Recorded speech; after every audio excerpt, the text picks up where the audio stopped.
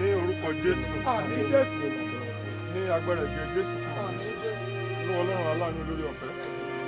A dúpẹ́ lọ́wọ́ yín o. A ti dá gbogbo padà sọ́dọ̀ yín. Torí pé ẹ̀sìn bàbá gba ọpẹ́ wa o. Àmín Jésù. Àwa fi ara padà sí ilé epo ara. Ilé erùpẹ̀ ni wá ó padà di erùpẹ̀. A dá agbọ̀ ara yìí padà dípò erùpẹ̀. A sì fa ẹ̀mí náà padà sí ọ̀dọ̀ Olódùmarè. Bàbá máa ṣáájú fún un.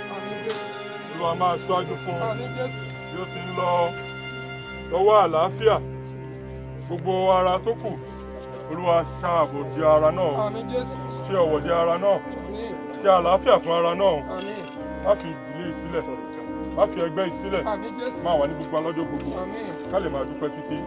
Láṣẹ Jésù Kristi Olúwa tó lùgbàlà wa. Nígbà tí a fi eérú fún erùpẹ̀ fún erùpẹ̀.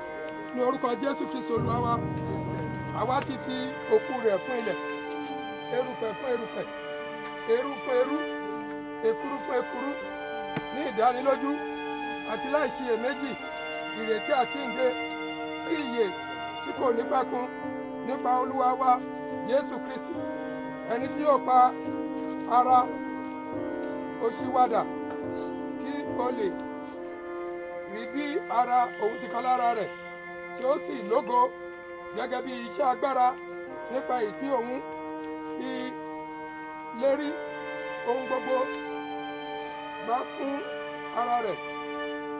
Mo gbọ́ ohùn kan láti ọ̀run wá wípé ìbùkún ni fún àwọn òkú tí wọ́n kú nínú Olúwa nítorí wọ́n sinmi nínú làálàá wọn, iṣẹ́ wọn sì ń tọ̀ wọ́n lẹ́yìn.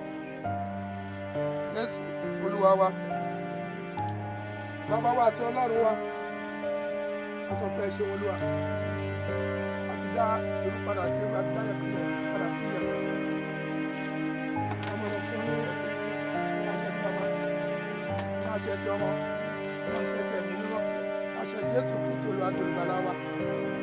Lákòókò gbogbo àwọn tí ó gbẹ̀yìn bàbá wa tó dá wa. Ní àṣẹ ti bàbá.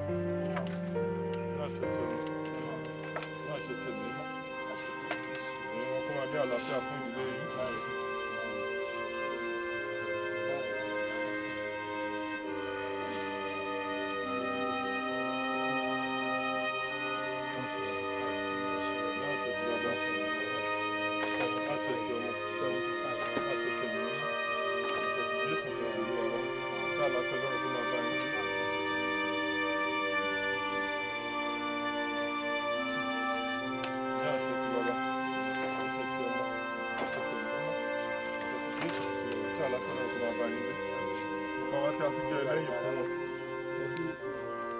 Àbúrò ẹ̀gbọ́n ọba ti sọ̀rọ̀ tíátà.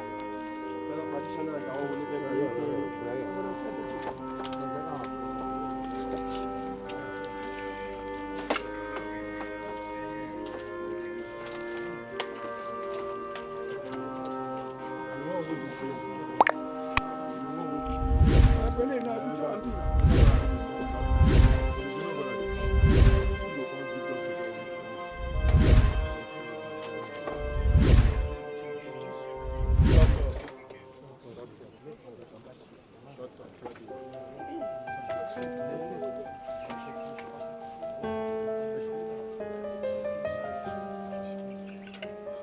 Lọ́jọ́ àmì kì í ṣe ìtọ́jú díẹ̀ lọ.